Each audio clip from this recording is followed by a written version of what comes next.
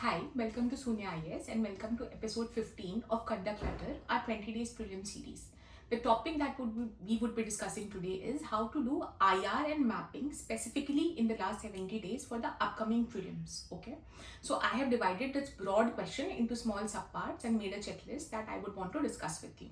The first question that we do in every video: why actually IR and mapping has to be done? Firstly, simple, going by the facts, if you just analyze the past 5-7 year questions, specifically from IR, every year you get 5 to 7 questions, and this would come as a very big surprise to you because most of us don't actually count IR in the syllabus when we study for prelims, because it is not directly mentioned in the syllabus. It obviously says happenings around the world.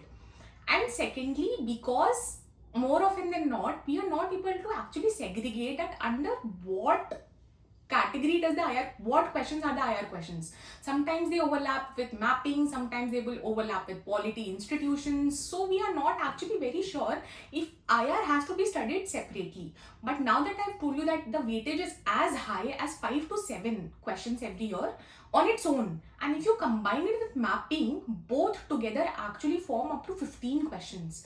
That is 30 marks, and more often than not, we ignore these marks. So, firstly, I hope now you're convinced that IR has to be studied. Okay. Now, why is it not actually studied, or why more often than not we ignore it? The simple reason being, first, as I told you, we actually not able to segregate what questions are IR questions in prelims. In GS2 mains, obviously we have a separate big section for IR. But in prelims, what questions are IR questions? And if somehow we actually are able to segregate what questions are IR questions, we don't know from where to study it, because again, like static, Lakshmikant or spectrum, there is no source for it. So any compilation research that has to happen by us. It has to be done on our own. And that is why more often than not, we somehow skip this part. Okay. So the two big problems being, firstly, not knowing what questions are IR questions, and secondly, not understanding that from where do we actually study it, what kind of questions are asked.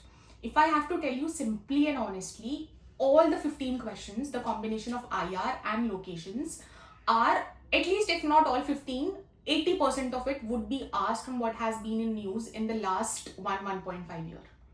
So if it has to be done the very correct way, if you are one of those aspirants who have actually compiled the places in news from newspapers throughout the year, then that is the best way to go forward. Then do not do anything else. Stick to your own notes. But then these kind of aspirants are rare, and most of us actually realize we have to do something for IR in the last 3 months of prelims. So now obviously you cannot go back to the newspapers and compile everything. Then also, and the second problem is that we also don't understand that what kind of questions are asked. Okay, IR, mapping, but even within mapping, can you do all the continents? Can you just keep learning all the rivers across the world? Can you just keep learning all the passages, everything? Not, no, right? Some limit has to be there. So how do we actually decide what to study, what to not study, from where to do mapping? If we have not referred to the atlas throughout the year, if we are not one of those aspirants who have taken the effort of actually, whenever we see a location in news, we have not taken the effort of going back to the atlas and seeing where that place is, what do we actually do now? The simple answer to again this question is that you have to study from a current affair compilation yearly. But before I tell you which compilation and how it has to be studied, first let us discuss what kind of questions are asked. If I totally divide both combination of IR, if I divide in and mapping into two broad parts, one, the question is asked location based. Simply they will ask you where it is. For example, they would have asked about Senkaku Islands. They are, and also one another thing to note is that mapping questions mostly come in pair based format, and the options are also a little complicated. So if you know definitely, or if you don't know what exactly the answer is, you will not be able to solve it properly. Okay. Now, another question is context based. First is where is it, and second would be why is it in news. You would have seen they would have asked that maybe a military coup happened, and then they asked why was this in news. So these two are the broad ranges of asking them. Where is it? Why is it in news? Okay. Now I would want you to pause the video and actually take a pen and just write the 6 broad categories of important IR themes that will actually help you to limit a little, that will actually help you to segregate while you study. The first would be international organizations. This is a very important theme in IR, and then the questions from this can range from, sometimes they would focus on Asia based bodies, maybe they will ask you about BRICS, but then more often than not they also ask questions from UN based bodies. And then within these bodies, firstly, the most frequent question would be, is India part of it? Is India a member of it? And then they will ask you what is its core issue or what is its core function. But again, these bodies are so many. And if you are not someone who has IR as their optional, or if you're not someone who has put in work, how do you actually choose the bodies? The simple answer being, you will choose the bodies that were in news in the last 1 year through your current affair compilation. Okay. Second would be new global initiatives, and these questions often overlap with environment. They would ask you, this new initiative has come, global mineral partnership or something is happening, and firstly they will ask you, is India part of it? And then second, they will ask you, and broadly they will ask you, what is the theme or function? You don't have to go into the depths of what exactly it does and what it does not, but overall you have to understand the theme. For example, they asked a question from World Toilet Organization, and all of us were shocked as to why is such an absurd body being asked. But then it was in news. It was not an absurd question. It was asked because there were some developments happening regarding it. Okay, so even something as obscure as World Toilet Organization had importance, and we just had to figure it out that it was in news. Third would be transport and connectivity corridors. This is again becoming very important. Questions like from INSTC or Trilateral Highway or something of the BRI. These questions need to be studied in depth. In terms of, firstly, you need to, suppose if a question is asked from INSTC, the most obvious thing to ask would be, from where does it pass? Like, what all areas does it connect? So this is, firstly, you have to know what is the aim. That becomes a part of INSTC. And then from where all it passes or what areas it connects, it becomes a part of mapping. And that is why I am taking the IR and mapping together, because both of them have to be studied in an integrated manner. Even within these 6, although these are anyways very bare minimum, but if one has to be picked up from these 6, they would be conflict regions. It is of utmost importance for you to actually know, firstly, what were the prominent conflict regions in news in the past 1.5 years, and then you also have to put a little effort in understanding what are the areas surrounding it. For example, they ask questions from South China Sea, right, or Senkaku Islands again. So you need to know what is the conflict, who all are involved, if India has a stake. Okay. Now, next, another important theme from where questions are often repeated are resource-rich regions. All of us, that we are, trying to move towards a sustainable development model. So, resources are available where? How can they be extracted? All of these questions are important to us in general. And that is why when it comes to IR and mapping, this becomes a very important theme. You would have seen me getting questions from Venezuela oil reserves or uranium reserves, right? So this becomes an important theme. And then the last theme again, which has been like a prominent theme, would be important sea and marine areas. You would have seen like Red Sea or Mediterranean Sea is a evergreen kind of questions. They would ask you what are the countries that surround it, what are the border regions. So this theme needs to be done, and actually this is one area where you will be able to get the questions correctly only if you pay attention to the last 5 years question. You will see that they don't randomly ask any ocean or any body. They would rather focus on areas that are in conflict. So they would ask you about Red Sea, South China Sea. There are 7-8 prominent seas which you need to actually take a note of, and then you can actually study what are their borders. You can learn about Mediterranean Sea example.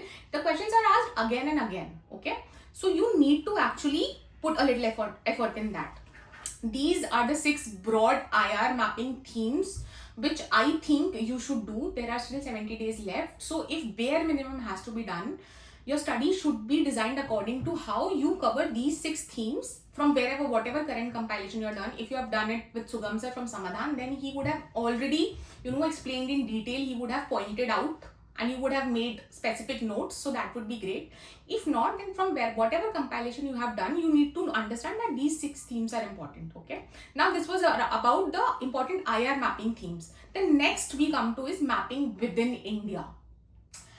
If a simple answer has to be given as to what all should we do, the perfect answer, as close to as perfect as per my understanding, is that you should do the things that are there in NCERT class 11th and 12th. Okay, if a broad limit has to be set, then it is the NCERT. Whatever mountains, passes, tributaries you would have find in NCERT, ideally you should have done all of that and you should have practiced that on a map.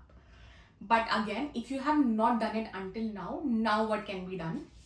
The advice to you would be, I hope NCERT is your basic source, so I'm going to tell you 5 to 6 important themes, and now whenever you revise geography, try grasping these themes, and within these themes, firstly go back to the mapping PYQs, Indian mapping PYQs of at least 5 to 6 years, and then identify important regions. Firstly, please write down the important themes.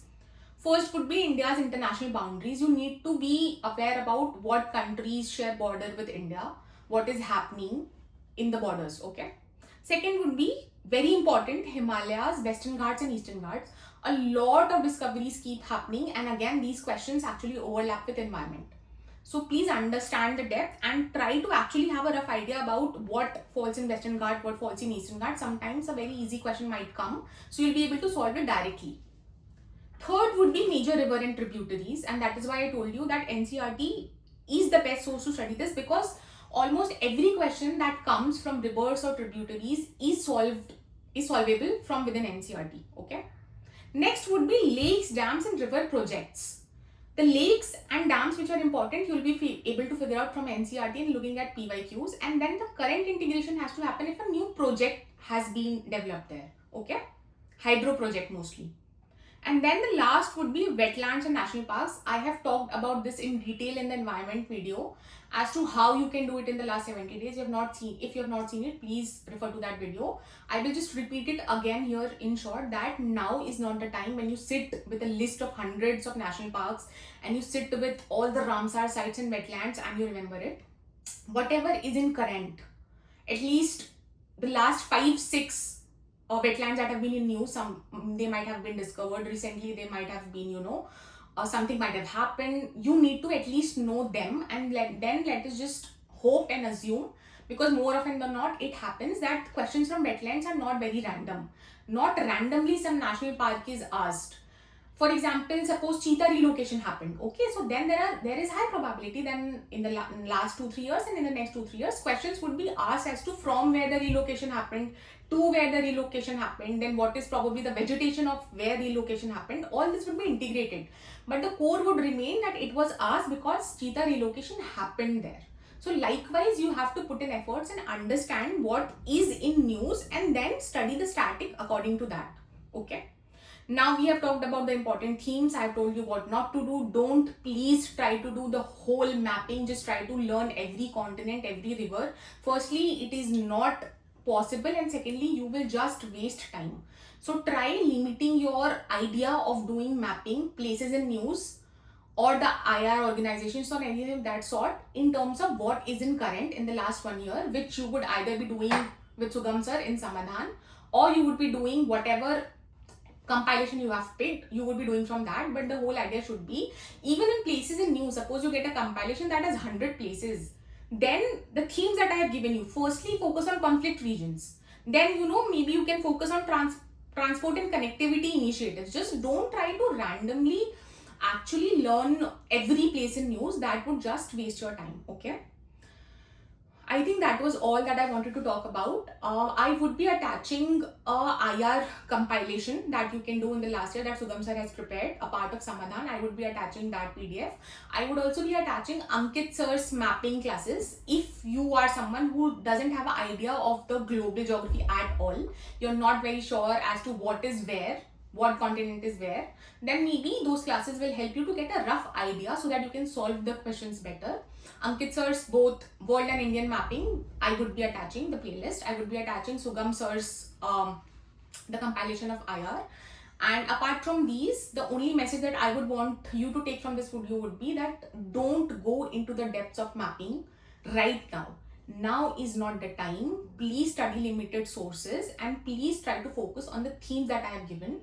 Don't feel overwhelmed about it. Even if you do the basics right, they will just simply ask, where is this? If you know that something is being asked, they are telling it is in China and it is in America, then you will be able to solve that question. You just have to know the overall basics. So don't go into the depth. I will see you into the next video. Until then, take care.